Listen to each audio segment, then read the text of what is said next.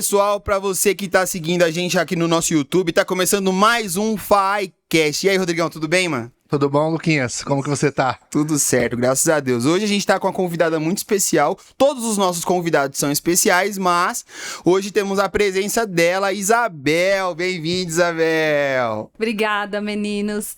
Assim, quando eu fui convidada, fiquei pensando, quando foi a última vez que eu fiz alguma coisa nova pela primeira vez. E de fato, hoje é a primeira vez num podcast, no FAIcast. Olha que legal. Então, de fato, eu agradeço o convite e é um prazer poder compartilhar com vocês um pouco da minha trajetória, da nossa história, né? Porque a história de stand de vendas e PDV faz parte da minha história. Legal, Bel. Seja muito bem-vinda. Seja muito bem-vinda e eu já quero começar deixando claro que ninguém chama a Isabel de Isabel. Então, com licença, mas vou te tratar de como Bel, tudo bem? Por favor. Por Até favor. porque é estranho falar Isabel. Até eu. Então, Bel, eu quero mais uma vez te agradecer e deixar claro que essa é uma mesa de conversa, que seja um ambiente muito confortável pra gente conversar, trocar ideias sobre o mercado de incorporação, PDV e esses desafios, né, que a gente enfrenta aí nesse mercado. E aí, queria começar perguntando pra você, quem que é a Isabel? Quem é essa arquiteta que assume aí uma responsa dentro desse mercado? Então, me conta mais sobre você. Bom, como você falou, né? Eu sou Isabel, mas as pessoas me chamam de Bel. Esse ano eu vou completar 40 anos. Então, de fato, eu repito, né? Ao longo desse ano eu tô falando bastante sobre isso, porque eu preciso também aceitar a idade, né? Porque não é fácil chegar nos 40. Mas eu sou arquiteta, sou casada, sou mãe de menina, da Catarina.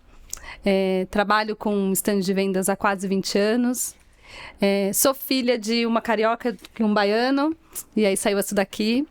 Pensando no sentido de gostos musicais, eu adoro samba. Então acho que é por isso que eu também tenho bastante energia. Então acho que falando um pouco de mim, acho que é isso. Legal. E, Bel, você sempre sonhou em ser arquiteta? Cara, eu sempre sonhei em ser arquiteta sem saber que era arquitetura.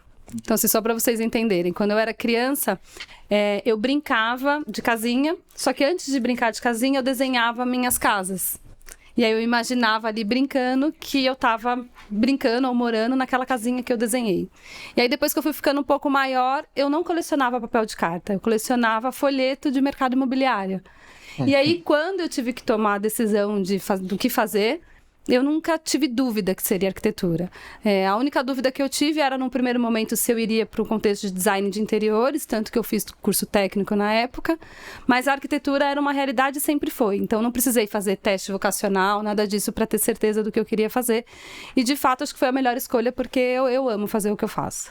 Ah, que legal. E, tipo assim, Bel, como que você conheceu esse jovem aqui, o Rodrigão, nesse mercado? Como que foi o primeiro contato aí que você teve com a FAI ou com outras empresas? Olha, nos bastidores a gente estava comentando, né? Eu conheci o Rodrigo quando ele tinha 15 anos, né? Eu conheci ele faz muito tempo. E aí eu conheci ele por conta da DSD, né? Que foi uma empresa de stand que lá atrás, muito reconhecida, né? Então tinha outras empresas, mas assim, eu conheci o Rodrigo através da DSD. Ele, na época, visitava a obra de maneira pontual, como sobrinho do dono que queria estudar engenharia ou algo nessa linha. E foi assim que eu conheci o Rodrigo. Aí, é óbvio, depois de um tempo ele começou a estudar, a gente começou a ter contatos administrativos, porque ele começou a trabalhar nessa empresa, mas a minha relação com ele começou mesmo bem lá atrás. Inclusive, teve uma obra que ele acompanhou um pouquinho mais de perto, mas, no geral, tem alguns anos, né, Rô? Bel. Pra mim também é uma honra você ter aceito o nosso convite.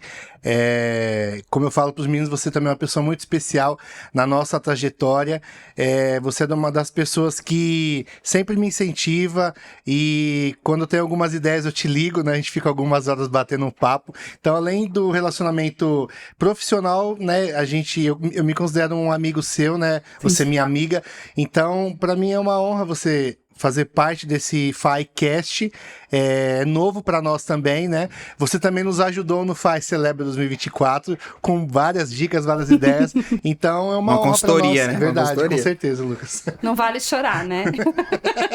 Ô, gente, e vocês lembram como que foi essa primeira obra que vocês tocaram, mesmo que seja numa antiga empresa? Como que foi Assim, a gente não tocou efetivamente a obra, né, nessa outra empresa. Eu lembro do contato muito mais relacionado à questão de orçamento, coisa desse tipo. Mas contato em obra mesmo, direto, foi mesmo já no contexto de FAI, pelo menos comigo.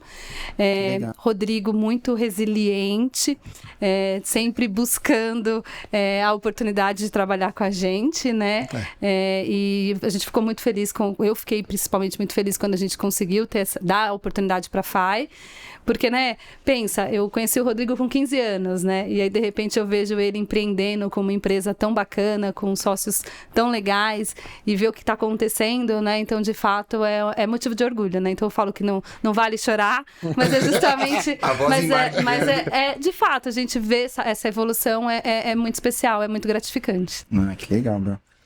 Ô Rodrigo, e quando você fez esse aporte comercial e falou assim, eu vou mandar uma mensagem pra Bel aqui, o que passava assim na sua cabeça quando você... Além de ser amiga, como eu falei, a Bel, ela abriu as portas no grupo, né, pra nós. Eu lembro desse desafio. Ela falou, eu tô tentando colocar vocês aqui, dando uma oportunidade, e a gente iniciou numa loja, né, lá em Campinas. Até os meninos, se eles puderem compartilhar as fotos aqui.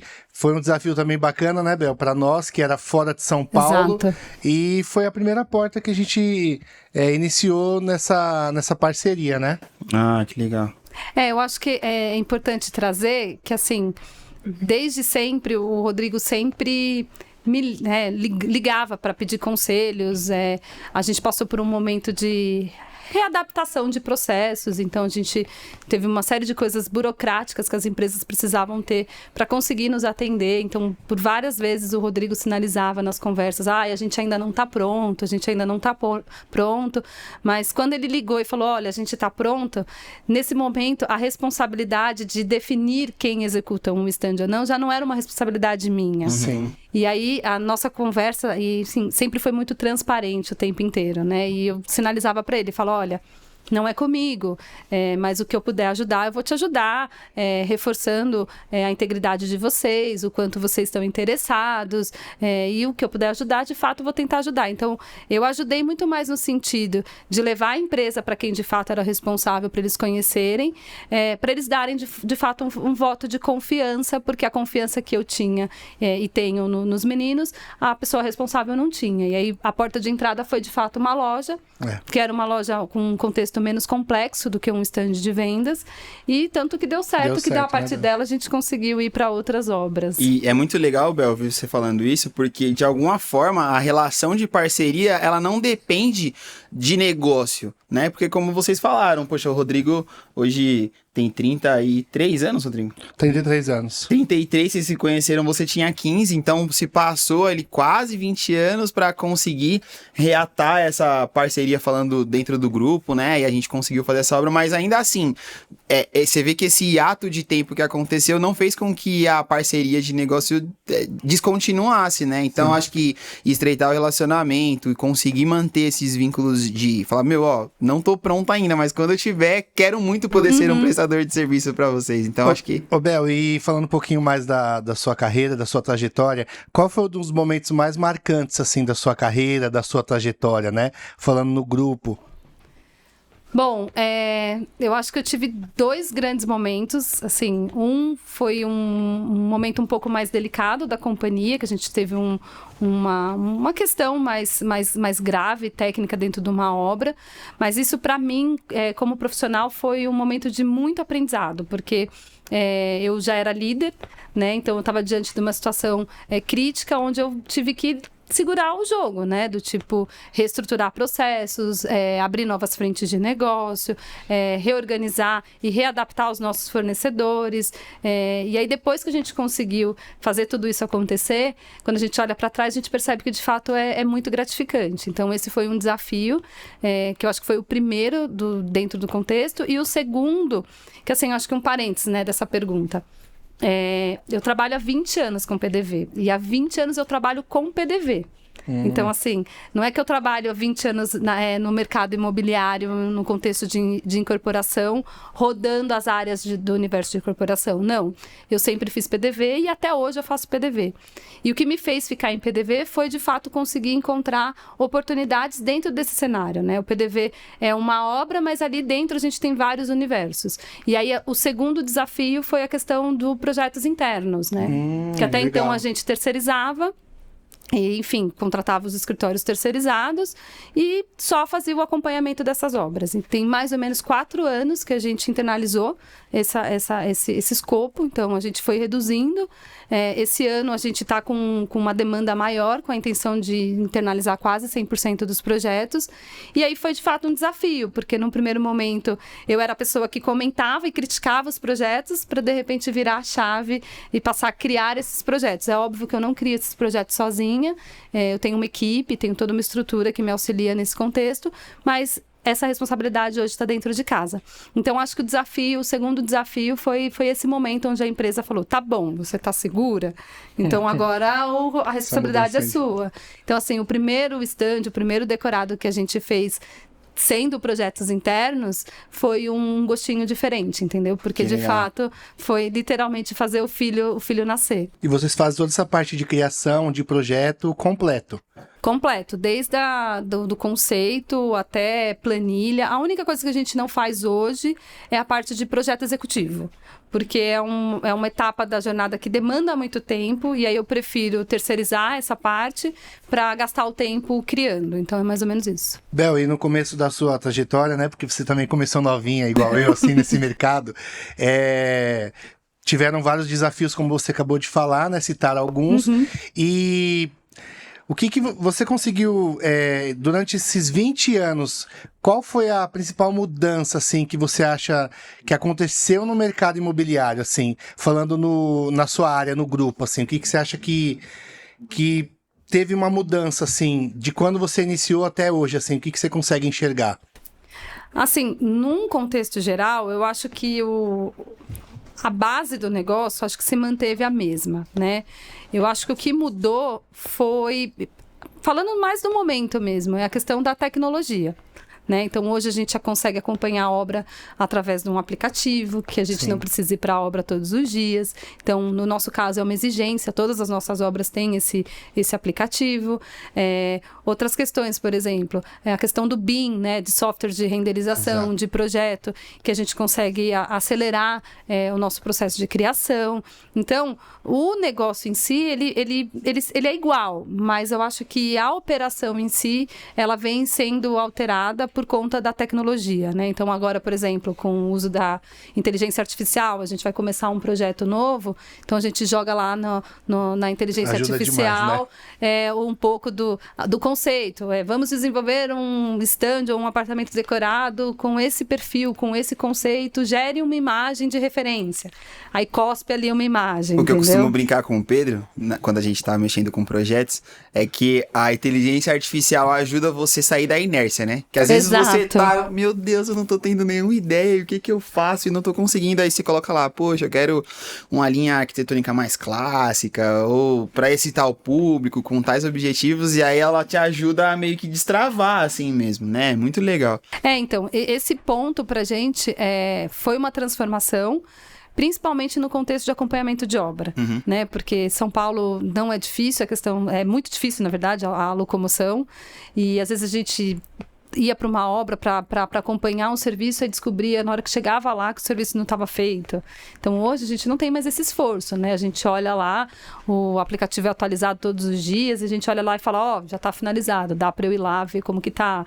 Então, isso facilitou muito. Otimiza o tempo, né, Bel? Muito. E também essa mudança de chave, como você falou do desafio, da questão que teve aquele problema, né?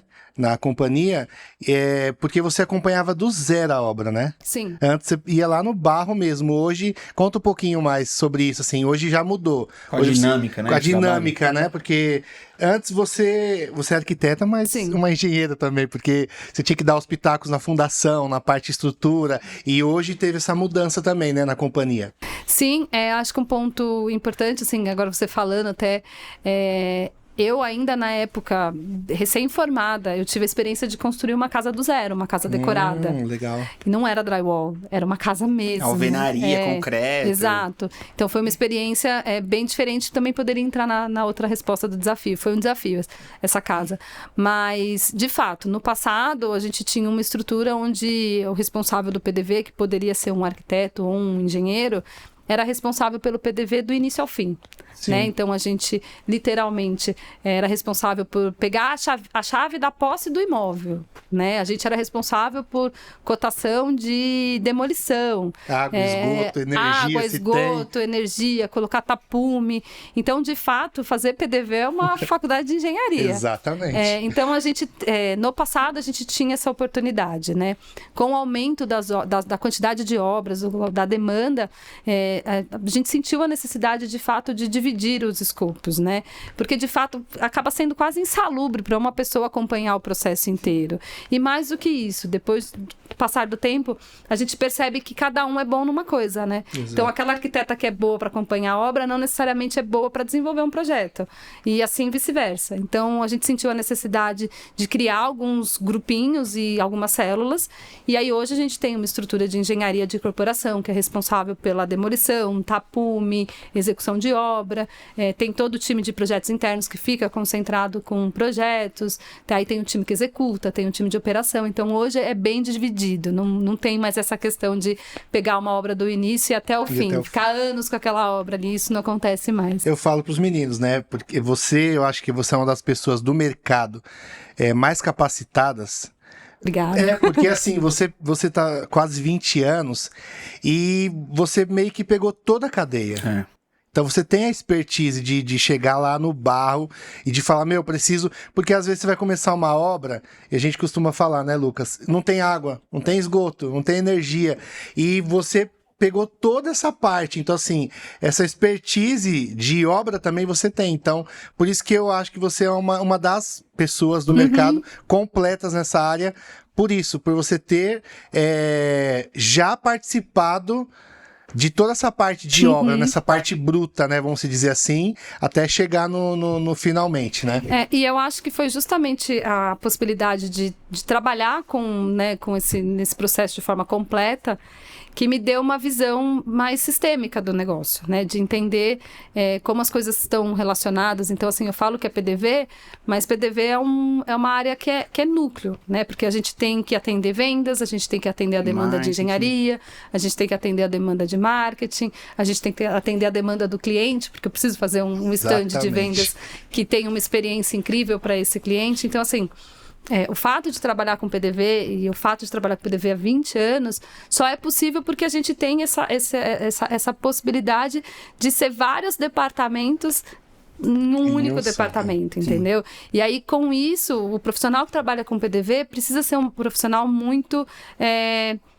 proativo, dinâmico, porque não é uma área... Eu digo que eu sou especialista em PDV, mas a gente é uma área generalista. Eu preciso conseguir entender de tudo, né? Então, se for uma pessoa, que nem o meu time de projetos internos, apesar de ser uma área que está ali focada 100% no projeto, eles precisam conseguir ter noção de quais são as necessidades do time de vendas, eles precisam conseguir entender qual é a necessidade do cliente, então precisa ter uma visão sistêmica. Então, acho que esse é um ponto importante. E ainda assim, Bel, não é uma ciência exata, né? Não. Porque cada projeto tem uma peculiaridade. Então, às vezes, você vai tratar de um projeto para um público que você precisa pensar em uma série de variáveis que, se você copiar isso e deu muito certo aqui e colocar em outra localidade ou para outro público, não vai dar certo. Então, assim, cada caso é um caso. E eu brinco que, assim, tem aquele ditado, né? Que um raio não cai, né, 2 vezes no mesmo lugar. Esse ditado não se aplica para PDV, porque PDV cai várias vezes no mesmo lugar. Então, eu brinco com a turma que, assim, precisa ter plano A, B, C, a gente precisa ter parceiros, fornecedores bons, porque fazer uma obra da estrutura e do porte, que é um stand de vendas num prazo de 70 dias corridos, assim, não é para todo mundo, né? E quando não muda prazo, né, Bel? Exato. Porque... o projeto tá ali, vamos iniciar e não começa e tal. Só que a gente costuma falar, né? Que o meeting não muda a data, Como que é, Lucas, o seu termo? Na verdade, quem falou isso foi a Ana, né? No último podcast que a gente gravou, a gente teve a oportunidade de convidar uma outra gerente de uma outra incorporadora, e ela falou, ó, o Meet não muda, e a verba não muda. E acabou. Duas certezas, né? Essas são as duas certezas. Você entra no plantão, talvez muda mais. Eu tô aqui pensando, tava até refletindo sobre isso, e talvez mude mais pra antecipar. Dificilmente essa data procrastina, né? Não, pra antecipar, sem dúvida, muda. Exatamente. Exato. Nunca posterga, né, Lucas? E eu acho, Bel, achei muito legal uma coisa que você falou, que você acompanhou esse processo de transformação e inovação no PDV, mas eu vejo você também como um desenvolvimento em gestão, porque quando você entrou na Cyrela, você não era uma gestora, né? Como que foi isso pra você? Porque, eu imagino que, poxa, você começou ali e aí foi cada vez mais mergulhando e entendendo a cultura, e agora, poxa, quantas pessoas você tem a oportunidade de gerir hoje? Eu sempre tenho que contar, mas eu acho que a gente está entre 14 e 15. Olha isso. Mas eu acho que um ponto importante, assim, hoje eu olho outras frentes, não só PDV, que são frentes que têm uma correlação, acho que é importante trazer, que eu digo que eu tenho uma frente de novos negócios. Porque, assim, fiquei, tô 20 anos fazendo PDV, mas eu sou muito inconformada e muito incomodada. Então eu vejo nas dores e nos problemas do dia a dia grandes oportunidades de desenvolvimento. Então, por exemplo, a gente faz um decorado maravilhoso, mas o cliente, na hora que ele recebe o apartamento, ele recebe uma folha de sulfite em branco, né?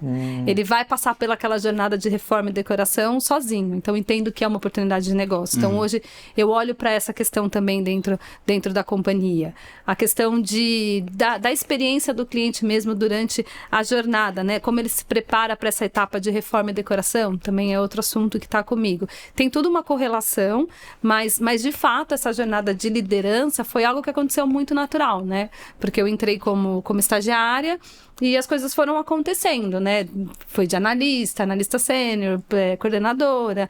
Então, assim, nada aconteceu da noite pro dia, né? Então, assim, são 20 anos de uma trajetória que foi construída degrauzinho por degrauzinho, assim.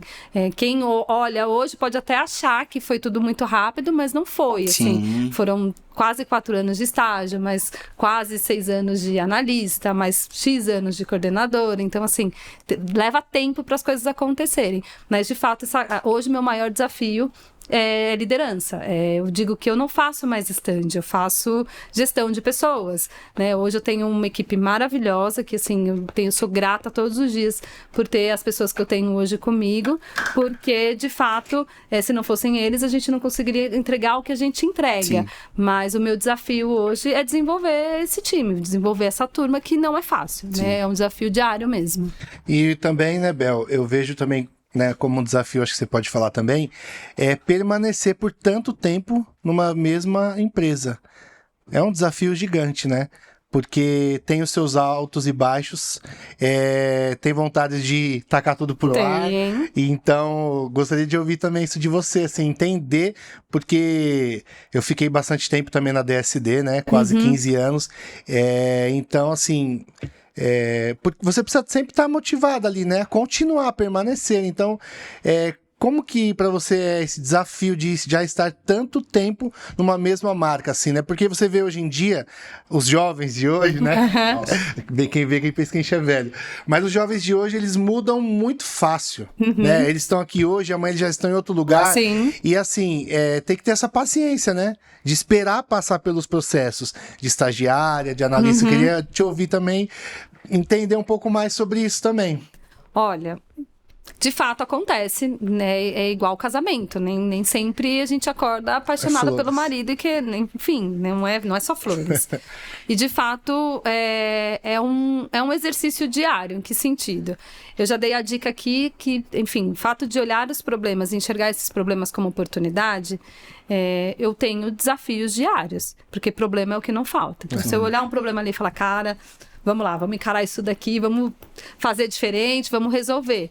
Isso me motiva. Então, primeiro ponto é essa forma de encarar os problemas e as demandas que eu tenho no dia a dia. Então, isso me faz e me dá vontade todos os dias de acordar, ir para o escritório e fazer acontecer, porque eu enxergo que tenho uma demanda real ali, que eu sou importante dentro daquele contexto para resolver aquela dor, né? Então, eu digo que hoje eu digo que eu sou desprovida de ego, mas assim, eu preciso saber que o que eu estou fazendo tem relevância. Então, se tem um problema ali, eu falo, cara, eu vou resolver isso daqui, porque para a companhia vai ser importante desenrolar esse assunto.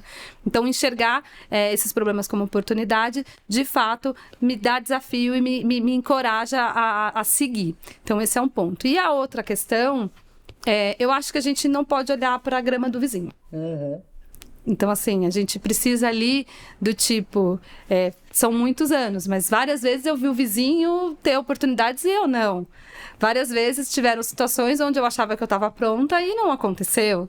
Então, assim, se eu ficar o tempo inteiro, se eu ficasse olhando o tempo inteiro para a grama do vizinho, provavelmente eu não estaria aqui contando essa história. Porque, de fato, precisa de muita resiliência. Mas a partir do momento que você olha e foca no seu processo de desenvolvimento, no seu propósito, você fala, cara, cada um tem a sua oportunidade, a estrela de cada um vai brilhar na hora que tiver que brilhar, e assim vai. Depois que você aceita essa condição, fica mais fácil você lidar com as situações. Eu digo para algumas pessoas o seguinte: os problemas, eles são gerados por 2 motivos. O primeiro, quando a gente olha para trás e fica remoendo, do tipo, ai meu Deus, por que foi? Por que não sei o quê? Nananã. Não acredito que eu fiz aquilo. Nananã. Cara, já foi, esquece. Ou o problema é gerado porque você fica, ai, mas e se? E não sei o quê, ai, lá na frente, interpretando e supondo situações. Então, assim, cara, o presente de fato é um presente, a gente precisa olhar para o agora, enxergar as oportunidades que a gente tem no agora. Esquece o amanhã eu não sei se vai existir e o passado já foi. Então, a forma de encarar a vida desse jeito mais presente, para mim, faz com que eu consiga ter mais consistência e ficar mais tempo em algumas situações, porque eu, de fato, estou olhando agora, entendeu? Muito então, legal. Não sei se respondeu. Com certeza. Né, Lucas? Não, e eu achei muito legal uma coisa que você falou, e eu já ouvi isso em outras... não lembro agora onde, mas que o presente, de fato, é um presente. E a gente estava até conversando nos bastidores que a geração de hoje, ela não sabe enxergar o presente como um processo. Ela quer que seja imediatismo. Então, eu percebo isso muito em algumas pessoas que eu converso, tudo mais, que eles entendem que tudo tem que acontecer na hora que eles querem, né? Ou, tipo, não precisa passar por um processo de desenvolvimento ou por um crescimento, e é uma sensação de muito imediatismo. Sim. Eu queria mudar um pouquinho o foco da conversa, Bel, porque você comentou que o processo de gestão de pessoas é um desafio, e que é realmente um desafio, acho que de todo empresário, como o Rodrigo, gestores, enfim.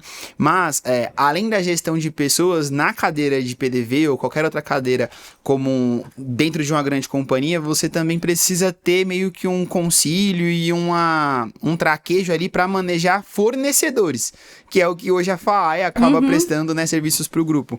Então, hoje, como...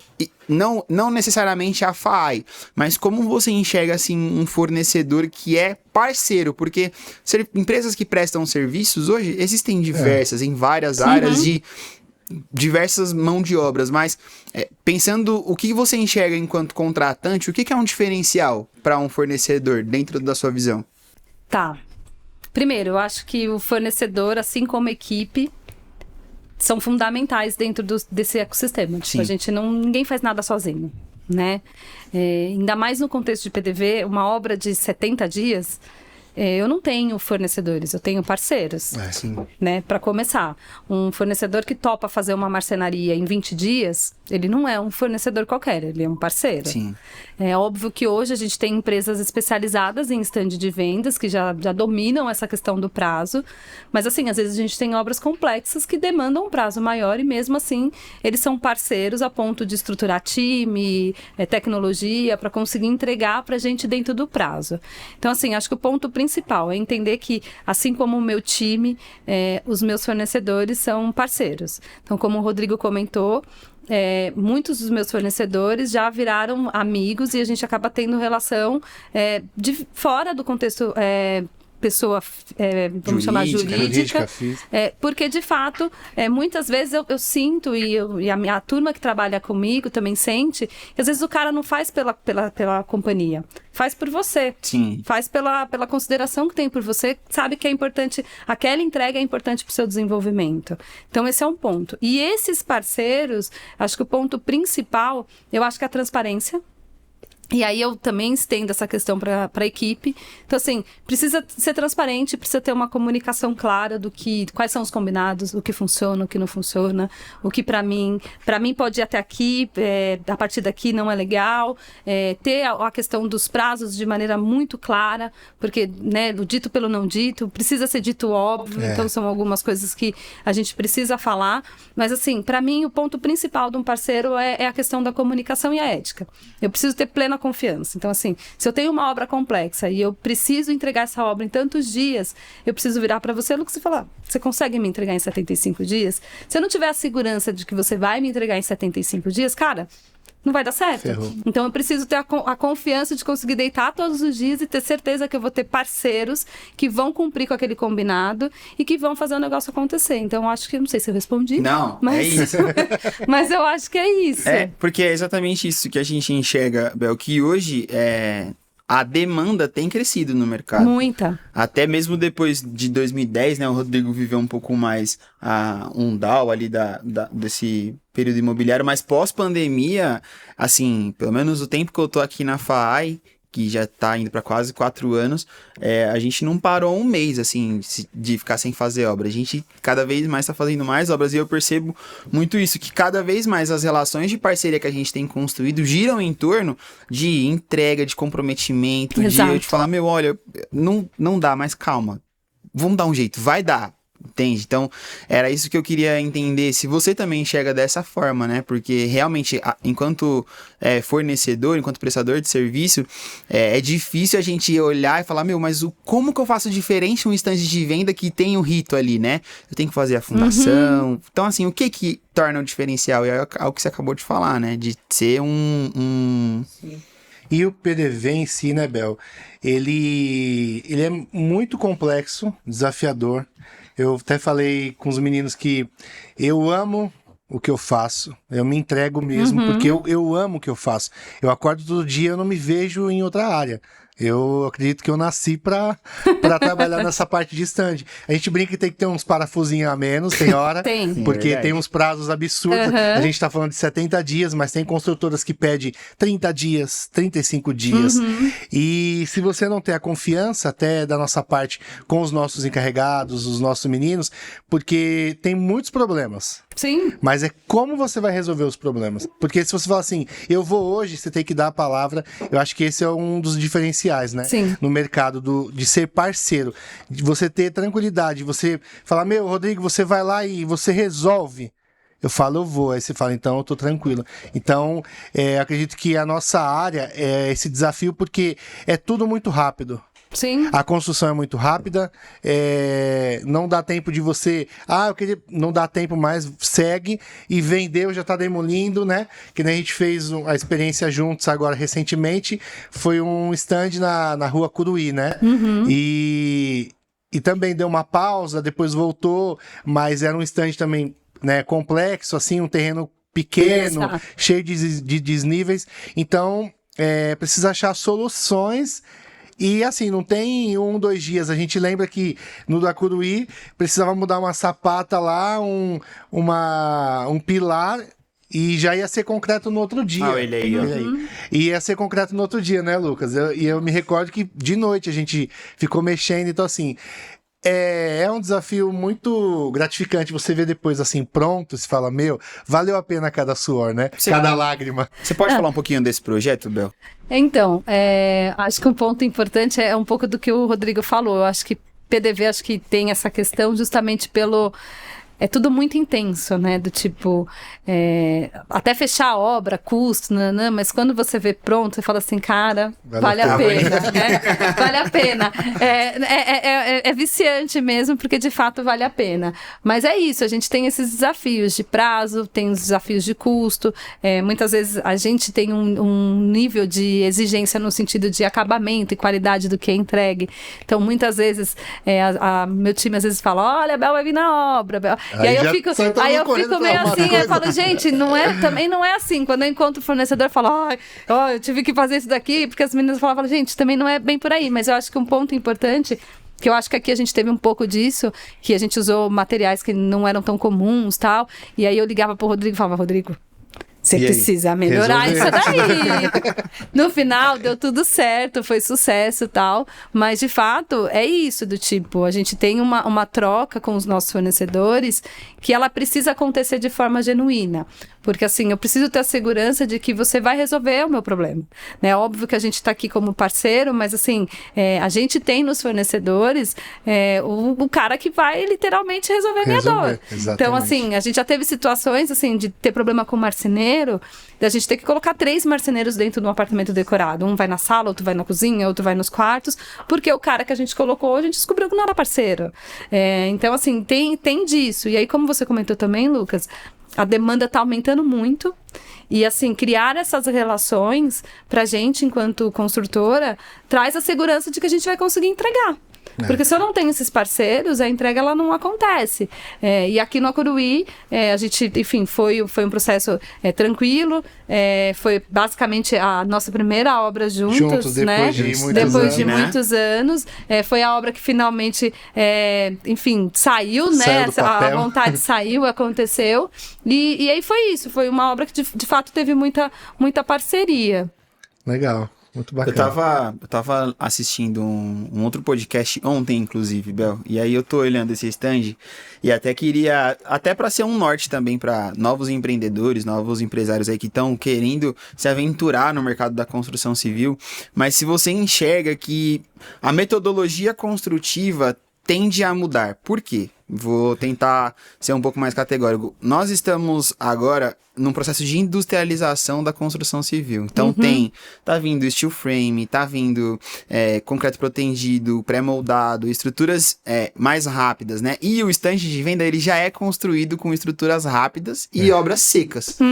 Mas ainda assim, existem novas tecnologias que são modulares, vamos chamar assim, que já vem pronto, um caixote, ou talvez com um pouco menos de flexibilização. Você acha que na arquitetura, pensando no cenário de stand de vendas e de incorporação imobiliária, tem esse potencial de falar assim, eu acho que vai vingar, ou ainda precisa amadurecer um pouco mais, ou a gente ainda precisa crescer um pouco mais em tecnologia? Bom, é uma visão 100% pessoal, não tem nada técnica nessa resposta, mas eu acho que tem potencial para o contexto da parte de back-office. Né, para a parte da área de atendimento, área de maquete, essas coisas, eu acho que não vai vingar, porque tem toda uma questão arquitetônica, e quando a gente fala de arquitetura, a gente tem toda uma questão de envolvimento, tem todo um encantamento, tem questões que de fato são muito pontuais e que pedem esse diferencial e esse destaque no projeto, coisa que no contexto de uma proposta modular a gente não vai conseguir aplicar. Mas todo stand de vendas tem essa parte do back-office, né, que é a parte dos corretores, que tem copa, tem sala de trabalho, tem os banheiros. Então, para essa estrutura, eu acho que se aplica, e eu acho que é uma necessidade latente, porque a gente consegue facilmente, por exemplo, no contexto que a gente está inserido, adotar padrões e assumir que toda essa parte de apoio vai ser desse jeito, e a parte de atendimento, que é a parte de dar a experiência do cliente, a gente vai ter esse cuidado, vai ter essa curadoria de conseguir trazer algo que tenha um link mais próximo com o produto, coisa desse tipo. Mas pro todo, eu não acho que se aplica, falando de Brasil, né, pela nossa cultura, porque os nossos clientes têm essa necessidade de entrar no stand de vendas e conseguir sentir qual vai ser a atmosfera do produto, entrar no apartamento decorado e ver o apartamento decorado ali, né, para sentir um pouco de como vai ser o apartamento no futuro. Então, essa é a minha percepção sobre esse tema, Lucas. E assim, né? Até esse podcast que a gente está fazendo, que é o FICast, a gente está falando sobre PDV, sobre stand, porque a capital aqui, São Paulo, é muito forte, né? Em si, no Brasil inteiro, a gente vê que outros estados agora estão avançando um pouco mais, mas a capital aqui, São Paulo, é o fervo, né? A gente teve já o privilégio de fazer algumas obras fora de São Paulo e a gente vê a diferença, até em prazo. Não tem a loucura que é São Paulo.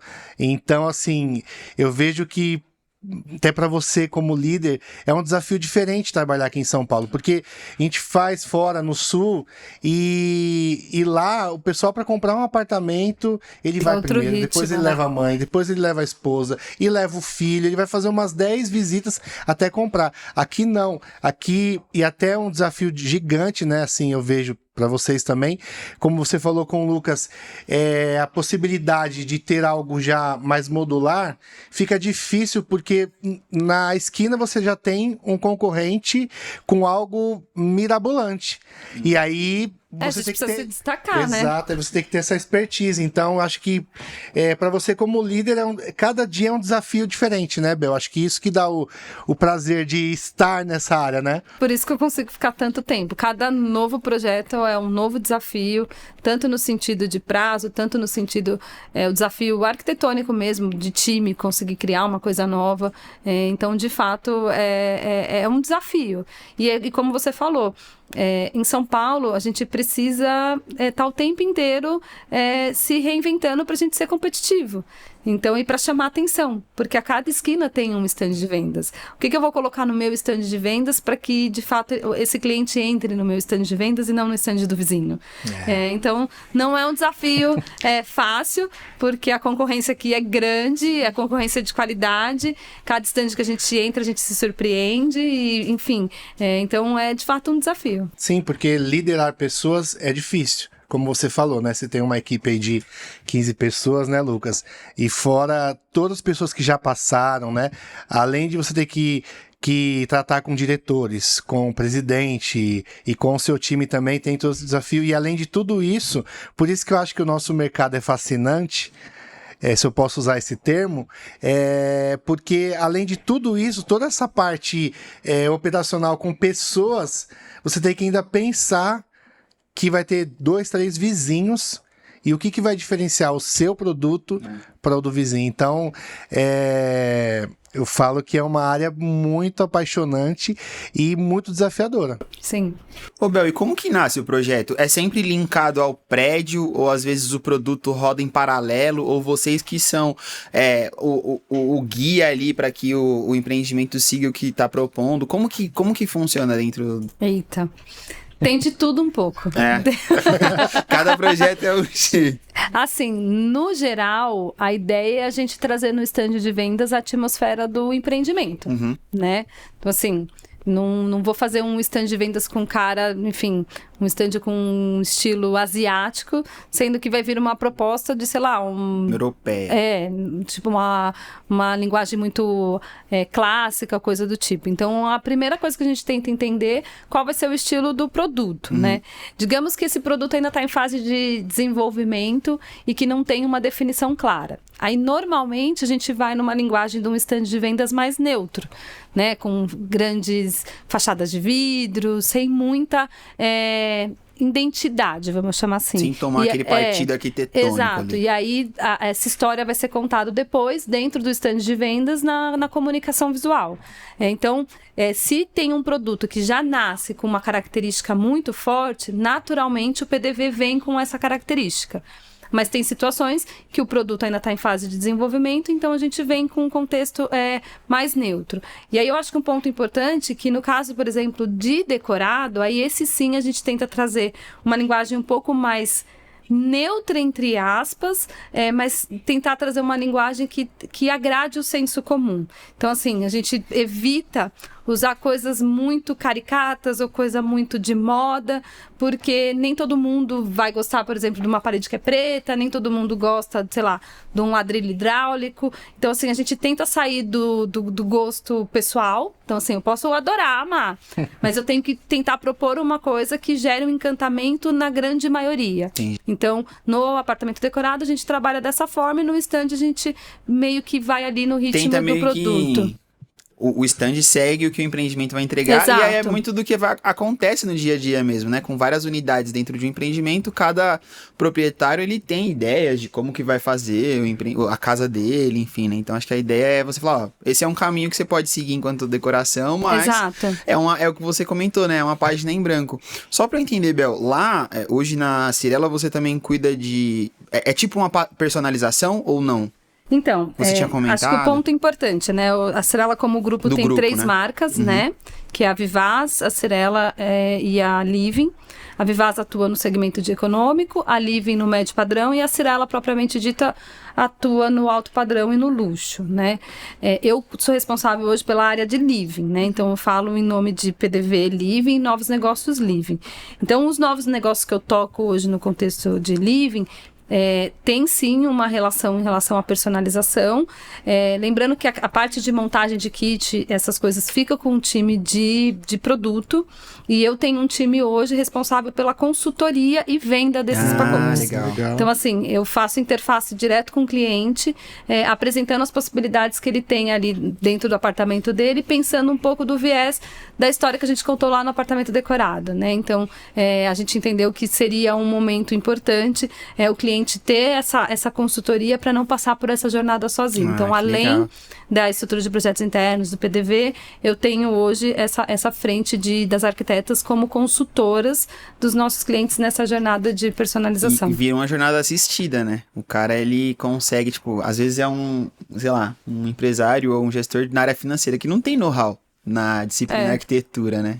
E essa questão também veio da dor do cliente que entrava em contato com o relacionamento o tempo inteiro, querendo saber os acabamentos do apartamento decorado, que legal. Quem era o arquiteto. Dá match demais. E aí foi aí que a gente sentiu a necessidade de conectar a ponta que está ali fazendo, a ponta com o cliente que tem de fato a necessidade. E o legal que você falou, né, sobre o grupo Cyrela, Living Vivaz, e você teve o privilégio, né, de já ter passado pela Cyrela, né? Ficou um bom tempo.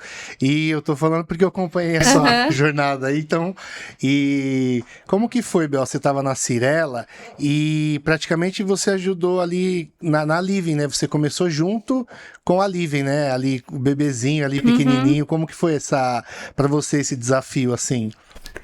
Eu acho que foi um desafio em todos os sentidos, porque era uma marca nova e eu também era nova no contexto de liderança, né? Do tipo, eu já era arquiteta de PDV há muito tempo, mas eu fui para uma posição de liderança numa marca nova que pedia reorganização, reestruturação, né?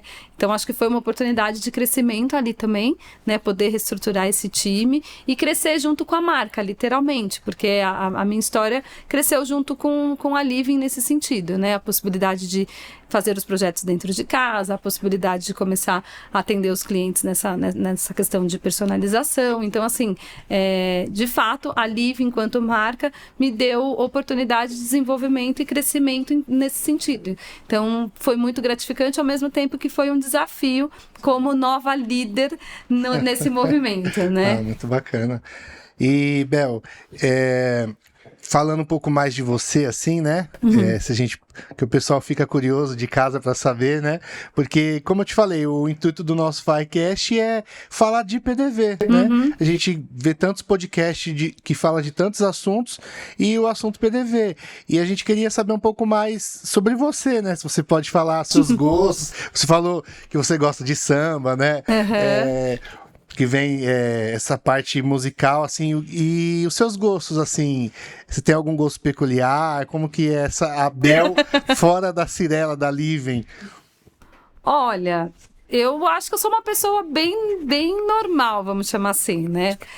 Depois que a gente é mãe, muda muita coisa, né? Do tipo, principalmente a disponibilidade, a agenda, coisa desse tipo. Mas assim, eu sou uma pessoa, no geral, muito extrovertida. Eu tento levar a vida e as situações, os problemas de uma forma leve, porque eu acredito muito que a nossa energia ela é nossa, então eu preciso blindar de alguma forma. Então, e aí uma outra coisa assim, que eu tenho como característica é a empatia. né? Então, assim, eu sempre me coloco na posição do outro, tentando... Penso às vezes assim, se eu estivesse naquela situação, como eu gostaria de ser tratada, como eu gostaria de ser, enfim, como que eu lidaria com aquela situação. Então, eu tento fazer esse exercício. Então, assim, pensando na Bel, pessoa física, então, é isso. Se eu pudesse, nos dias de hoje, eu iria para uma roda de samba todo final de semana, coisa que não acontece. Porque eu digo, quer me ver feliz, quer me ver feliz, me manda pro samba, mas isso já não acontece mais. Então, esse é um ponto. Mas ainda falando da Bel mesmo, eu acho que eu até tive uma conversa essa semana com uma pessoa que eu parei para refletir depois que eu falei, porque é engraçado quando a gente conversa, a gente se escuta, né? E fala assim, nossa, é verdade aquilo que eu falei, foi genuíno. Eu acho que tudo para mim tem que ter algum propósito, né? Então, assim, PDV para mim tem muito propósito, né? Porque eu tô ali fazendo uma coisa que vai gerar um encantamento a ponto de um cliente realizar um sonho, porque é isso.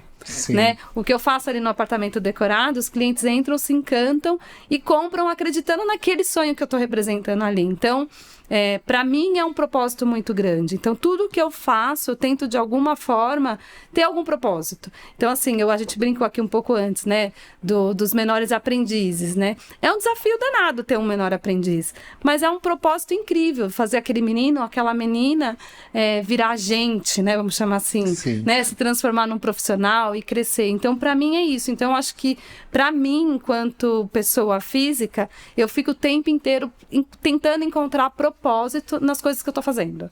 Bel, se você não fosse arquiteta, você sabe o que você seria? Você tem essa ideia? Você acredita que a minha filha perguntou isso pra mim essa semana? E eu não sou... No momento, eu não sou... Eu falei, cara, eu acho que eu não sei responder isso. E aí eu fiquei pensando, e eu acho que eu seria professora. Ah, legal. Porque eu falo bastante, né? E eu acho que eu gosto de ensinar, assim, sabe? Então, eu acho que eu seria professora. Mas como eu comentei, para mim, a arquitetura sempre foi uma realidade. Então, eu nunca pensei em fazer outra coisa que não fosse fazer arquitetura. E é engraçado que eu conheço pessoas que não gostam do que faz. Então. Que o trabalho, o dia a dia é um peso. Eu não sei o que é isso. E, por um lado, é até ruim. Porque às vezes fica difícil a gente desligar a chave, né? Do tipo assim, eu preciso parar, preciso ir embora pra casa. Tinha situações, às vezes, que a obra tava lá rolando. Vamos pedir pizza, pede pizza pra turma. E aí você vai ficando, e vai ver, tipo, é 10 horas, é 11 horas da noite. E fala assim, cara, não, mas eu tenho que ir embora. 6 horas tá de volta. Entendeu? Amanhã eu tô aqui de novo. Não, mas é tão prazeroso o processo que a gente nem percebe, entendeu? A gente tava conversando que a Bel acorda às 5 horas da manhã pra ir. Bel, 5 horas da manhã, né? 5 horas da manhã. E você sabe, gente, um paralelo, um fornecedor. Teve uma situação que eu acordei 5 horas da manhã, eu tento ser fitness, mas não sou. Então, né, nessa tentativa, nesse período, eu acordei um dia às 5 horas da manhã, cheguei, deixei meu carro no escritório, fui pra academia na tentativa, tá? Eu não tenho ido, tá? Fui, fiz academia, voltei, peguei o táxi, fui pra uma obra. Cheguei na obra, o fornecedor tava se arrastando. Aí eu falei pra ele, que isso, meu filho? Vamos lá, tal, não sei o que. Ele, cara, mas tá difícil. Eu falei, eu já vendi tu, eu fui pra academia, ele, é sério? Eu falei, é sério. Toca a vida, corta. 4 meses depois, eu encontro essa pessoa. Na academia. Todo bombadão. Eita. É real. Aí eu falei, meu Deus, o que aconteceu? Ele, daquele dia em diante, eu fui embora pensando, é um absurdo. Eu não sou casado, eu não tenho filho, eu que não sei o que, né? Tô fazendo academia, tô até usando umas coisinhas aí pra ficar forte. Eu falei, ai, meu Deus do céu. E aí eu falei pra ele, cara, mas eu sou a maior mentira em relação a isso. Porque assim, ele, vai dizer que você não tá indo. Eu falei, veja bem. Raridade. Mas eu fui um exemplo pra ele. Mas enfim, eu acho que é isso. Eu até perdi o fio da meada porque a gente tava falando. Mas é isso, do tipo, eu, no contexto geral, foi do propósito que a gente tava falando? Sim, foi de profissão, né? Profissão, exato. Então, eu acho que eu seria professora, porque eu gosto de contar história, eu gosto de explicar, mas enfim, pra mim, sempre foi arquitetura e eu não sei exatamente o que eu faria se não fosse arquiteta. Eu tenho muito prazer no que eu faço. Ô Bel, e questão de sonhos, assim? Você acha que...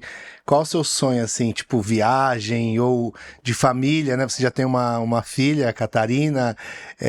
Quais são seus sonhos, assim? Rodrigo, eu sou uma pessoa muito abençoada, porque eu acho que a maioria dos meus sonhos eu já conquistei. Legal. Então, assim, de fato, eu posso dizer que a maioria dos meus sonhos eu já conquistei. Mas indo na linha do propósito, inclusive eu vou abrir uma questão aqui para vocês, eu acho que hoje o meu sonho é encontrar algo que eu possa fazer e que tenha um impacto social positivo, assim, sabe? Tipo, parar pra pensar e falar assim, nossa, caraca, isso daqui que eu fiz, de fato, transformou a vida de alguém, ou de fato tem relevância, e é isso, porque eu acho que no final do dia, o que importa é o que fica, né? Do tipo, a gente... O legado, né? O legado, do tipo, amanhã, a gente não sabe o dia de amanhã, né? Mas assim, se a minha filha for contar uma história lá na frente, que história minha filha vai contar? Entendeu? Então, eu acho que tem um pouco disso. Então, hoje, o meu sonho é conseguir encontrar um propósito, algo que eu fale assim, cara, isso daqui transforma e move o mundo ou ajuda as pessoas a serem seres melhores, entendeu? Sim. Mas eu ainda não encontrei. Mas você tem uma ideia já? Tenho uma ideia e eu vou compartilhar aqui com vocês em primeira mão. Ah, vai compartilhar? Em primeira mão. Aí, meu Deus. Eu até liguei pro Rodrigo. Não liguei? Há uns dias atrás, perguntando a quantidade de obras, quantos funcionários, coisa do tipo. Então, vamos lá.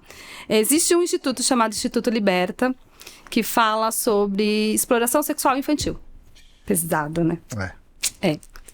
E aí, quando eu conheci o Instituto, conheci a causa, eu fiquei muito tocada porque eu estava recém-parida. Né, mulher, acabou de ter neném ali, né, muitos hormônios, e eu fiquei chocada com a causa. Porque, de fato, é um problema social, é um problema que a gente sofre no Brasil e é um assunto que não é falado. Não se fala. Não se fala. Não dá like, né? Exato, não dá like. E aí, no início desse mês, foi criado um programa chamado Movimento Violência Sexual Zero. E esse movimento tem como objetivo engajar as empresas a falarem mais sobre esse tema. Que legal. Então, do tipo, entender com mais profundidade o que é e comunicar e descer esse assunto para os colaboradores. Por quê? Porque o percentual de crianças que são abusadas dentro de casa é altíssimo. Isso não acontece na rua. E a quantidade de estupro que acontece hoje no Brasil não acontecem com mulheres, acontecem com crianças menores de 15 anos. E é um assunto que não é abordado. E aí, qual é a minha ideia? É trazer um pouco dessa pauta para dentro dos nossos canteiros, tanto dos nossos canteiros no contexto de PDV, como no contexto dos canteiros de obra mesmo. É um assunto delicado, que eu estou entendendo como que a gente vai abordar, mas a gente precisa contar sobre isso. Porque, assim, as pessoas não sabem. E é um alerta para as pessoas. Sim. Porque as nossas crianças estão aí, vulneráveis, e muitas vezes a violência acontece dentro de casa. Então, não sei se essa será a minha causa, talvez sim. Certo. Então, esse mês eu tenho como premissa começar a desenhar um pouco sobre esse tema, para abrir um pouco para os nossos fornecedores, para a gente começar a falar, entendeu? Então, eu estou literalmente disposta a doar meu tempo para a gente conversar sobre esse tema e trazer um pouco mais de consciência. Legal, e pode contar com a FAI, porque a gente... eu acho que isso é muito importante, porque eu sou pai, né? E o meu maior tesouro é meus filhos. Então, tipo, eu costumo falar que a gente acorda cedo e a gente se mata de trabalhar, chega tarde, porque a gente quer dar uma vida bacana para eles. E aí, quando mexe com os nossos, né? Porque a gente é um pouco revoltante, porque quando mexe com alguém que tem como se defender, ok, a pessoa arruma alguma coisa, mas se tratando de criança, por isso que é um assunto complicado e complexo, porque ela é vulnerável. Exato. Então, eu acho que nessa sua causa aí, não a sua causa, né, mas pode contar com a gente, com certeza, porque eu acredito que a gente tem bastante coisa para agregar, né, Lucas? Sim. E falando até dessa parte social, a FAI, o ano passado a gente criou também um evento de formação, né? Formação, porque é onde a gente costuma frequentar lugares mais periféricos, né? Mais periferia. E e você vê a necessidade do jovem, né? E era para ser jovens. No fim, até o Michel falou, lotou o evento de pessoas de todo tipo de idade. E as pessoas sentem a falta de ser direcionadas. Instruída. Porque a gente hoje é líder, e qual que é o nosso principal papel? Eu vejo assim, nós como líderes da FAI, é dar um objetivo para a pessoa. E muitas pessoas não têm direcionamento, né? E eu até falei isso num dos podcasts, que a gente é um arco. Porque hoje a gente tem uma sabedoria. E eu até falei pros meninos também. E todo dia que eu saio de casa, eu peço sabedoria pra Deus. E a gente erra bastante, né? A gente erra muito. Mas eu peço sabedoria pra Deus pra eu ser um arco. Porque tem muitas flechas que não tem pra onde ir. E é o arco que direciona pra a flecha. A flecha tão boa, apontadinha, afiada, mas ela não tem um arco pra lançar, pra direcionar ela, pra lançar. Então, eu acredito que essa parte social é muito importante, né? Não só business, né? Porque o pessoal, às vezes, só quer saber de dinheiro e como eu vou comprar meu carro zero, a minha casa nova, mas a gente se preocupa muito, e fica o convite para você. A gente vai fazer esse ano um evento maior, social, e aí como que foi em 2024? A gente chamou uma gerente também de PDV, uma mulher, porque hoje a mulher, né, tá dominando a nossa área e o mundo, né? Hoje as nossas chefes, a maioria é mulher. E nós trouxemos uma figura feminina e tinha muitas meninas. E para poder falar, você vai conseguir, você é importante, se você se preparar. Essa pessoa que participou desse evento com a gente também era super simples, não tinha condições financeiras. Ela trabalhava no shopping o dia inteiro para poder pagar os estudos dela. Então foi uma história, né? Sim, muito legal. O pai dela até dormiu na rua, debaixo de carro, para poder sustentar. Então, assim, é algo que a gente precisa falar mais. Exato. A gente precisa... Eu acho que nem é viés, né, Rodrigo? Não é viés da FAI falar da parte social, é cultura mesmo. A gente tem isso na essência, assim, meu. E que legal. Que legal esse seu projeto. Nós viemos de pais pobres. Eles brincam comigo, mas eu vim de rua de barro. Minha rua era de barro. Acredito que hoje ninguém mais tem esse... Eu vou falar de privilégio, porque eu tive o privilégio de morar numa rua de barro, né? De saber o que era uma rua de barro. Jogava a bola e não arrancava a tampa do dedão. Exatamente, que chovia e a rua ficava uma lameira e a gente adorava, né? Esses dias eu vi um vídeo e vi uma criançada brincando na chuva. Eu falei, que saudade que deu. Hoje você não vê ninguém mais na rua, né? Os tempos mudaram. E você tem 20 anos de grupo.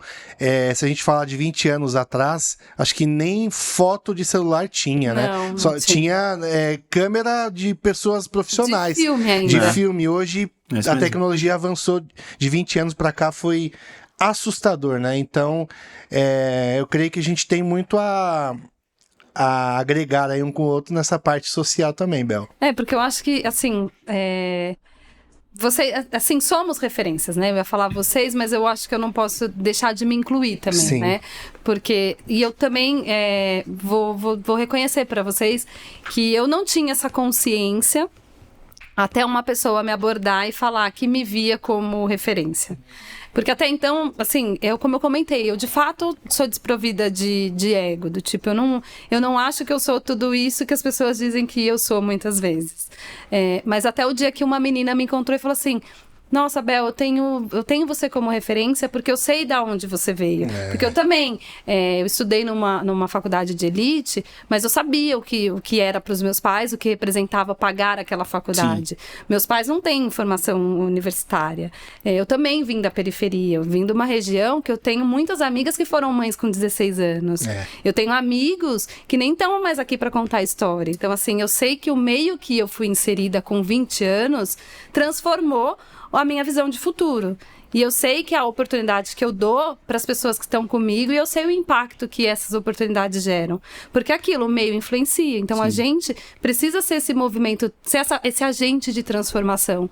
Porque nem todo mundo teve a oportunidade que a gente teve e nem todo mundo conseguiu construir a história que a gente está construindo aqui. Então, e mais do que isso, eu acho que a gente está e lida com pessoas simples, que podem também transformar o futuro dos filhos, dos vizinhos, daqueles que estão ali inseridos próximos deles. Então, acho que a gente precisa ter esse papel de agente transformador. Então, eu enxergo isso. E do meio que está inserido, né, Bel?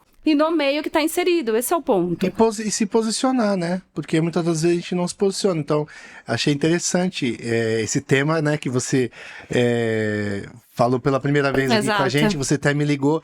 E a gente precisa se posicionar. Eu acredito que falta pessoas que se posicionam. Eu acredito que o mundo seria diferente. A gente... mas eu não tenho um valor financeiro, né? Pra ajudar a pessoa. Às vezes a gente fica tão fechado na nossa casinha, achando que assim, se eu não der um valor e investir financeiramente... Não, mas não é financeiramente. Você vê que uma menina veio e falou, você é referência pra mim. E esses dias uma pessoa falou, tenho você como minha referência. E aí eu fiquei lisonjeado, porque eu falei, caramba, né? Às vezes você tá trabalhando, você faz... Você não percebe, e não é por causa do dinheiro, não é por causa da sua posição, é porque a gente se posiciona, né? E a gente precisa ter mais pessoas assim, líderes, né? Na nossa área, que se posiciona, que faça algo que saia um pouquinho da casinha, né? Daquele glamour, da venda, da loucura, e tem essa parte social, né, Lucas? Sim. E eu acho até, um pouco disso, pra mim, vem como... meio que como uma resposta de gratidão mesmo, assim, sabe? Como eu comentei, eu tive o privilégio de realizar praticamente todos os meus sonhos. Hoje eu não tenho um sonho específico, material pra falar. Talvez tenha o sonho de conhecer lugares e tal, mas, enfim, a gente parcela numa CVC da vida e vamos lá, gente, entendeu? Do tipo...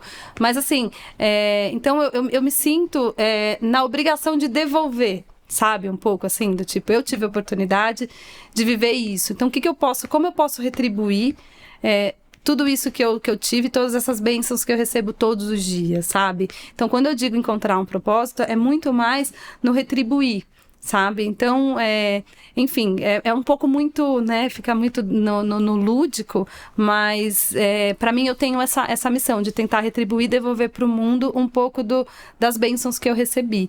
E eu acho que é isso, a gente está numa área que tem muitas pessoas, é uma cadeia que gera muita gente, circula muita gente, né, então, corrigindo, e eu acho que se eu passar uma mensagem e essa mensagem tocar o coração do Lucas, já valeu. Entendeu? Sim. Então, assim, eu não preciso impactar todo mundo, mas se eu falar com 10 e sair mexido e olhar para aquela criança que está dentro de casa, que seja com um olhar diferente, já valeu. E eu acho que a gente precisa sair de casa com esse propósito, mais do que simplesmente fazer um negócio. Porque a gente acha assim, não, quando eu tiver isso, eu vou mudar essa região. Muitas pessoas vão mudar o mundo. Fica esperando a condição perfeita, né? Você pode mudar uma pessoa, como você falou. E uma pessoa, que nem eu vejo na minha casa. Como eu te falei, cresci numa família simples, né? E através da minha vida, eu mudei tantas outras famílias. Então, assim, às vezes uma pessoa que a gente muda a mentalidade dela, a projeção dela para o futuro, ela vai mudar a casa dela, a vizinhança, o lugar que ela frequenta. Então, isso é muito interessante, né? Não é só o propósito em si, de fazer stand, de conquistar. Quantas obras você tem? Eu tenho tantas obras e faturei tanto, mas isso é importante, sim, mas não é o principal. Sim. Então, eu gosto dos meus sócios e da minha turma, porque a gente pensa diferente. A gente vai um pouco na contramão. Enquanto o pessoal, não, vamos... Aqui economiza para não gastar. A gente fala, não, vamos investir aqui porque... Pessoas, né? A gente tem o plano aqui na FAI, a gente investe em estudos. Porque sem estudo você não é nada. Então, assim, a gente fala, você quer trabalhar com a gente? Quer. Então, daqui tanto tempo, a gente vai bancar esse estudo e a gente direciona. Então, isso é muito bacana, né? Ô, gente, eu queria aproveitar essa atmosfera e queria pedir pra Bel dar um direcionamento aí pra quem tá entrando agora no mercado de trabalho, pra quem tá, procurando uma nova oportunidade profissional, seja na construção civil ou na sua primeira experiência, porque você galgou uma história, ainda está sendo escrita, linda, mas muito exemplar, Bel. Então eu queria que você, já em clima de despedida, desse um recado pra quem tá assistindo. Esse momento pede uma mensagem bonita, né? Mas eu não sei se eu vou ter uma mensagem bonita para dar. Cara, eu acho que nos dias de hoje tá tudo muito volátil, assim, né? As relações, enfim, tudo é muito passageiro, né? E eu acho que a gente tá num momento, eu já falei sobre isso, mas eu acho que vou reforçar. a gente está num momento onde a gente se compara muito, né? Acho que as redes sociais acabou fazendo isso com a gente, né? Porque a gente abre o Instagram da vida e só vê coisa bonita, gente bonita, né? Relacionamentos lindos, né? E pessoas de sucesso. E eu tô aqui contando a minha história, mas como o Rodrigo comentou, nem sempre foi alegria. Eu já tive várias situações onde eu quis ir embora, do tipo, falar, cara, não é mais pra mim, tchau. E isso acontece. Então, eu acho que o ponto principal é ter resiliência. Precisa ter paciência. As coisas não acontecem da noite pro dia. Ninguém vira gerente em 3 anos. As coisas precisam acontecer. As pessoas precisam amadurecer. E eu acho que o ponto principal não olha para a grama do vizinho, do tipo, foca no seu processo de aprendizado, se coloca na posição de aprendiz no sentido de que precisa aprender com os erros, e aí as coisas vão acontecer de maneira natural. Porque se comparar, você vai para um lugar que não é o melhor lugar. Se você comparar, você nunca vai ser suficiente. E aí esse processo de se achar não suficiente vai atrapalhar o seu processo de aprendizado e desenvolvimento. Então, eu acho que a dica que eu diria é essa, paciência, e não olha para a grama do vizinho, porque a do vizinho, geralmente, ela é mais verde. Resumindo, gratidão, né, Lucas? Seja grato, né? Seja grato sempre, isso. né? Porque seja grato quando você é estagiário, seja grato que você vai ficar 3, 4 anos sendo analista, né? Eu vou falar uma coisa agora que vai dar um corte, tá? Seja grato pelo presente. Exatamente. Mas seja grato pelo grato presente. pelo Além presente. de ser um presente, é o que você tem hoje. Né? Porque quando você planta coisas boas, né? E você não olha para a grama do vizinho, eu achei interessantíssimo. Porque realmente as pessoas querem comparar, mas o fulano lá tá assim, continua na sua caminhada. Exato. Eu falo sempre, você quer ter sucesso? Eu tenho essa, na minha mentalidade, permaneça. Permaneça. Acho que o principal pra gente ter um sucesso na vida é permanecer. Quantas das vezes também na DSD trabalhei muitos anos, também comecei menino de tudo, e eu queria sair. Por causa disso, porque o fulano, porque a grama do fulano. E minha mãe falava, permaneça. Permaneça. E aí a gente colhe os frutos. Permanecendo. É isso, gente. Queria agradecer, Bel, mais uma vez por você ter nos prestigiado aí nesse nosso episódio do FICast. É um projeto que tá ainda embrionário, mas a gente tá com bastante expectativa que você possa retornar outras vezes pra vir discutir também, falar sobre outros assuntos aí. Agradecer mesmo. Quer falar alguma coisa, Rodrigão? Também, gratidão. Quando eu fiz o convite, você falou, é um convite? Eu falei, é um convite, é porque eu não sei como fazer o convite. Ela falou, eu aceito, eu achei muito bacana. Você não ficou arrumando desculpas. É porque não, você falou assim, não, eu aceito o convite. Então, a gente adorou, né, o bate-papo. Acho que foi muito gratificante para nós. E a nossa intenção de verdade desse FICast não é lógico, o like, essas coisas, mas é ter esse bate-papo, assim. Sim. Eu acredito que esse conteúdo vai servir, e se servir para uma pessoa, como você falou aqui, já valeu. Eu acredito que já valeu toda a nossa expectativa. Então, muito grato, Bel, de você ter aceito. Você está morando bem longe, você aceitar o convite. Obrigada, meninas. Também não tenho palavras. Agora eu já posso dizer que eu já tive uma primeira vez no podcast. Foi com a gente. Então é isso, gente. Obrigada de coração. Obrigado. Gente, pra você que tá assistindo aí o FICast, eu vou pedir pra Bel falar o @ dela, então aproveita, segue ela no Instagram, no LinkedIn. Vou deixar também aqui na descrição do vídeo os links das redes sociais dela. E é isso, gente. Muito obrigado. Um abraço. Quer falar, Bel, seu @? @Isabel09, mas vocês vão ver que eu não posto quase nada. Low profile, não tem problema. Mas ainda assim, gente, muito obrigado por mais um FICast. Tamo junto. Não se esquece, se inscreve no canal, compartilha esse vídeo e já deixa o seu like, fechou? Valeu, gente. Obrigado e tchau! Tchau, tchau.